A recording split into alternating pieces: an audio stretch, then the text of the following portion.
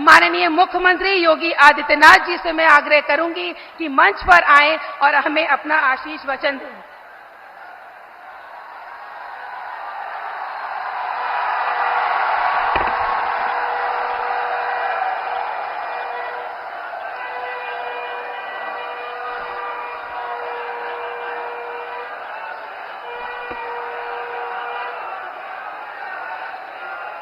आदि गंगा मां गोमती के उद्गम स्थल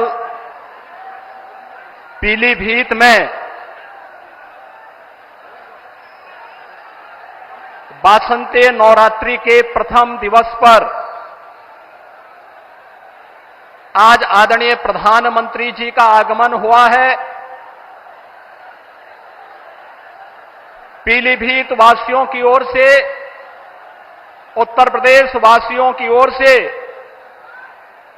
मैं देश के यशस्वी प्रधानमंत्री जी का पीलीभीत की इस पावन धरा पर हृदय से स्वागत करता हूं, अभिनंदन करता हूं। बहनों और भाइयों, आज वासंती नवरात्रि की प्रथम तिथि भारतीय नव संवत्सर प्रारंभ हो रहा है। इस अवसर पर मैं आप सबको भी आदि शक्ति मां भगवती जगदंबा के इस पावन दिवस पर हृदय से बधाई देता हूं, अपनी शुभकामनाएं देता हूं। मंच पर उपस्थित भारतीय जनता पार्टी के प्रदेश के अध्यक्ष माननीय चौधरी भूपेंद्र सिंह जी, केंद्रीय मंत्री श्री बीएल वर्मा जी,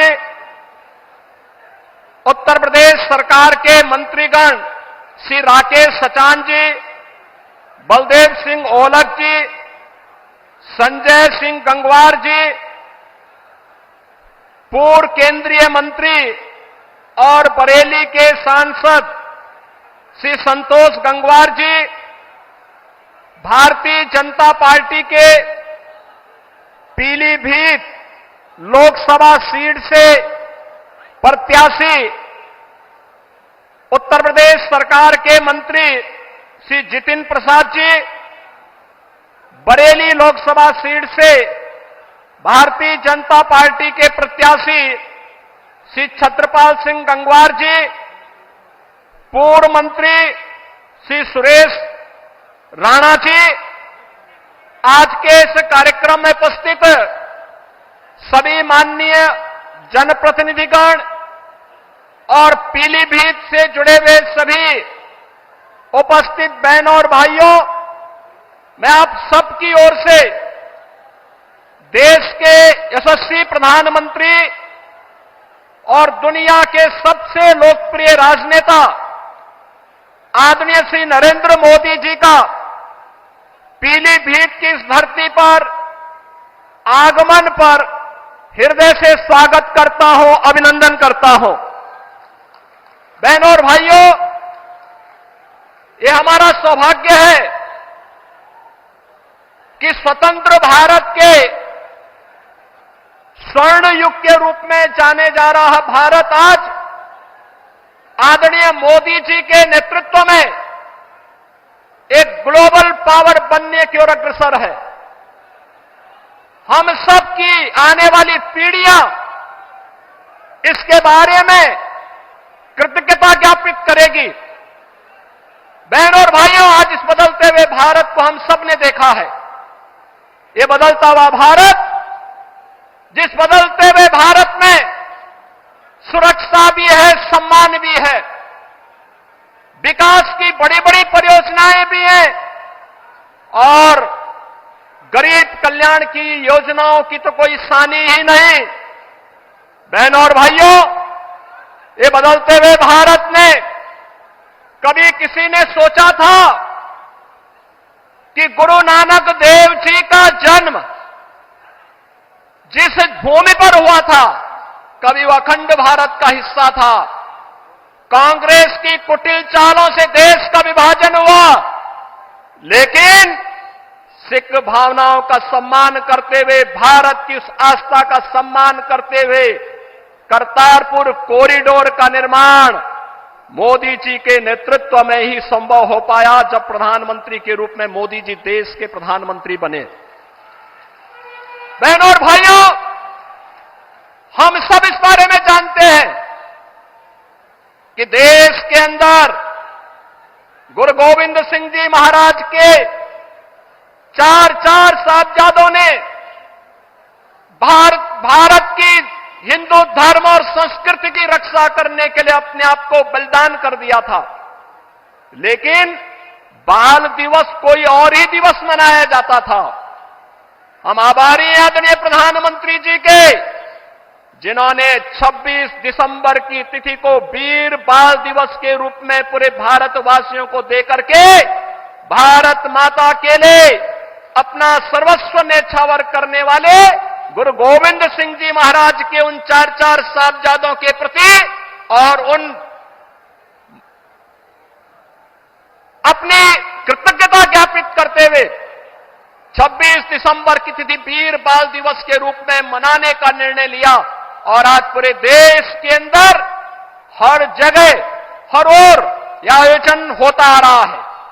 हमारा ये पीलीभीत, जहां अपनी कृषि के लिए जाना जाता है, वहीं अपनी अद्भुत कला के लिए भी जाना जाता है। कृषि में गन्ना किसान यहां की मिठास को न केवल प्रदेश और देश में बल्कि दुनिया में पहुंचाने का काम करते हैं। और बताते हुए यह भी प्रसन्नता है बहनों और भाइयों कि मोदी जी के नेतृत्व में संभव हो पाया कि गन्ना किसानों के गन्ना मूल्य का भुगतान अब समय पे हो पा रहा है। अन्यथा कई वर्ष लगते थे और गन्ना किसान देखता रह जाता था। आज यहां पे सुरक्षा भी है तो समृद्धि भी है। आज यहां पर आजीविका है तो आस्था को सम्मान भी है। कोई सोचता था अयोध्या में रामलला का भव्य मंदिर का निर्माण हो पाएगा? बहनों और भाइयों, अगर ये हो पाया है तो यह प्रधानमंत्री मोदी जी के यशस्वी नेतृत्व में, उनके मार्गदर्शन में वर्तमान पीढ़ी इन सभी कार्यक्रमों को आगे बढ़ते हुए देख रही है। आज के इस अवसर पर जब भारतीय जनता पार्टी के प्रत्याशियों के लिए विकसित भारत की संकल्पना को साकार करने के लिए मोदी जी आपके बीच में आए हैं। 10 वर्ष में बदलते हुए भारत में जो कुछ भी हमने देखा है, बहनों और भाइयों, ये आपके एक वोट की कीमत ने किया है। आपका वोट जब गलत हाथों में जाता था तो फिर भ्रष्टाचार में संलिप्त, सुरक्षा के साथ खिलवाड़ करने वाली, आतंकवादियों को बिरयानी खिलाने वाली, देश के अंदर उपद्रव करवाने वाली, नौजवानों के जीवन के साथ खिलवाड़ करने वाली, अन्नदाता किसानों को आत्महत्या के लिए मजबूर करने वाली सरकारें आती थी। लेकिन 2014 में, 2019 में देश के मतदाताओं ने अपने वोट की कीमत को समझा, मोदी जी के नेतृत्व पर विश्वास किया और बहनों और भाइयों, आज बदलते हुए नए भारत को आप देख रहे हैं, जो आज एक पिछलग्गू राष्ट्र नहीं, दुनिया की एक वर्ल्ड पावर बन रहा है, ग्लोबल पावर बन रहा है।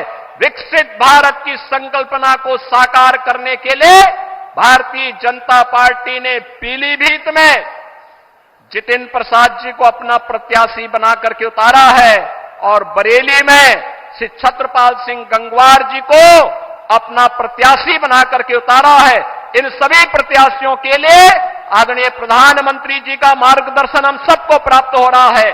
आज के इस अवसर पर जो भारत की आवाज है, उस आवाज के साथ हम सब जुड़ करके कि फिर एक बार पूरे देश की आवाज क्या है, फिर एक बार, फिर एक बार, फिर एक बार, अब की बार, अब की बार, इस संकल्प के साथ जुड़ करके, लेकिन इस संकल्प की पूर्ति होगी बहनों और भाइयों जब आप चुनाव के दिन पहले 3 घंटे में मतदान करने की दिशा से अपने आप भी और अपने साथ के मतदाताओं को लेकर के जाएंगे।